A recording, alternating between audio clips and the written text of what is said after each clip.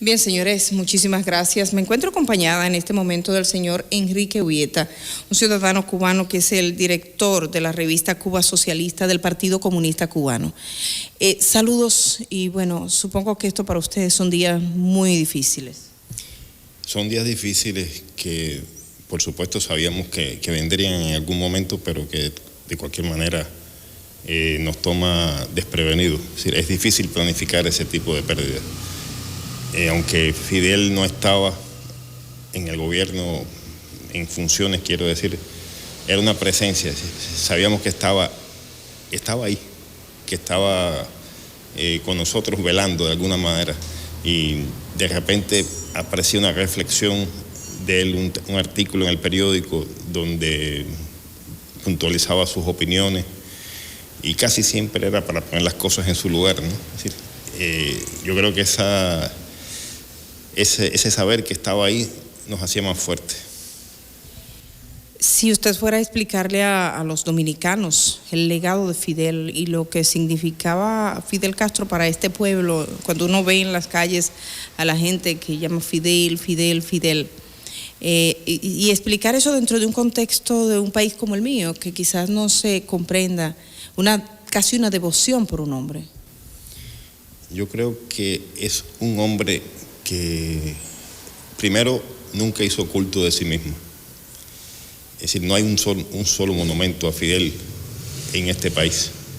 No hay una sola escuela, un solo lugar que lleve su nombre. Es decir, un hombre que evitó siempre ese tipo de magnificación, pero fue también un hombre que estuvo muy cerca del pueblo y que iba a las escuelas. Yo, mi vida entera, completa, ¿no? Es decir, transcurre como parte de su actividad política, de su vida política, ¿no? Y eso pasa con muchos cubanos, son varias generaciones de cubanos. Él visitaba las escuelas donde nosotros estudiábamos, jugaba con nosotros baloncesto, conversaba largamente con las personas más humildes, iba a los lugares más apartados. Y en definitiva, Fidel es el símbolo de toda una transformación que puso a Cuba en la geografía mundial, en la geopolítica mundial. Es decir, le dio la dignidad, le dio la independencia real que nunca habíamos obtenido al pueblo de Cuba. Es decir, nosotros habíamos tenido diferentes momentos, cruentas guerras por la independencia, que al final terminaban de alguna manera frustradas. Habíamos tenido incluso una revolución contra una dictadura en los años 30 que se frustró.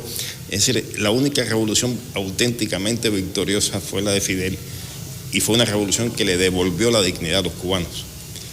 Yo creo que ese es el valor más alto. Yo no voy a hablar de ninguna cifra de educación, ni de salud pública, ni ningún tipo de ventaja material que pudiéramos haber adquirido.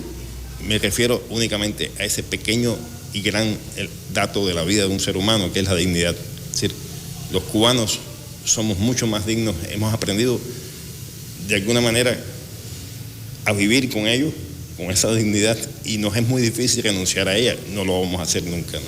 De eso le iba a hablar, a preguntarle cómo proyecta el futuro de Cuba. Sabemos que en este momento mucha gente en el mundo se hace la misma interrogante. Sí, yo creo que la interrogante es una interrogante que está motivada por un deseo de que Cuba vuelva a ser lo que fue, ¿no? De que Cuba sea un país normal.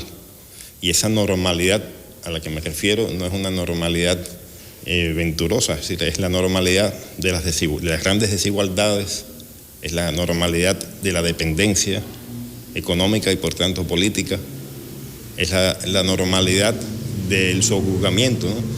Yo no creo, nosotros no queremos ser normales en ese sentido. Es decir, nosotros queremos conservar este país que hemos construido, mejorarlo, por supuesto, hacer los cambios que sean necesarios, pero no nos interesa un capitalismo dependiente. Es el único posible para un pequeño país, para una pequeña isla como esta, como República Dominicana, como cualquier otro país latinoamericano con pocos recursos. Nosotros no queremos eso. Queremos transitar no podemos pensar en un mundo consumista que esté centrado en el individualismo más rapaz, ¿no? Nos hemos acostumbrado a la solidaridad. Una de las cosas que hemos visto por estos días son las declaraciones del recién electo presidente estadounidense del Partido Republicano, que ha dicho que probablemente las negociaciones con Cuba que encabezó el presidente Barack Obama prácticamente se vayan al traste si Cuba no estuviese dispuesta a renegociarlo. Dos preguntas van implícitas en esto que le estoy planteando, porque quisiera saber si usted tuvo alguna esperanza de que las relaciones entre Cuba y Estados Unidos finalmente encontrasen un camino de advenimiento. Y la segunda pregunta es la opinión que le merecen las declaraciones de Donald Trump. La palabra esperanza lleva implícita el reconocimiento a que esa apertura o ese momento de reencuentro entre dos pueblos, o más bien entre dos gobiernos, entre esos dos pueblos siempre existió una relación, es el camino, digamos, para poder al fin prosperar, ¿no? Es decir, yo no lo veo de esa manera. Es decir, quizá la palabra correcta sería expectativa. Expectativa, bueno, sí, expectativa es otra cosa diferente. Yo creo que sí había una expectativa, Pensamos que todavía Obama pudo haber hecho más. Pensamos que el bloqueo es algo que todos los países del mundo condenan, que no es popular en los Estados Unidos por la propia población, los propios empresarios norteamericanos pierden con el bloqueo, que no es popular dentro de la comunidad cubanoamericana. No estoy hablando de esa pequeña cúpula cubanoamericana que tiene el poder político y que controla los votos, etcétera. Hablo de una gran mayoría que opina lo contrario y sin embargo eso puede verse frustrado. Se va a frustrar definitivamente si ese es el camino que escoge Trump, ¿no? A mí me parece que quizás, bueno, ahí sí tengo la esperanza, ahí voy a usar el término esperanza, tengo la esperanza de que Trump hable más, como, bueno, en Cuba decimos que a veces, no es una imagen bonita, pero a veces cuando un perro ladra mucho no muerde. Sí, pero nosotros tenemos la esperanza de que él hable más de lo que realmente haga o pueda hacer, porque también hay intereses de los Estados Unidos, intereses empresariales, intereses comerciales, y él es un comerciante, ¿no? Él es un empresario. Si él lo enfoca desde esa perspectiva, será un fracaso. Las relaciones volverán a ser como antes, desgraciadamente. Este es un país que de cierta forma numantino. Aquí nosotros hemos resistido muchas administraciones norteamericanas, no quisiéramos eso, realmente.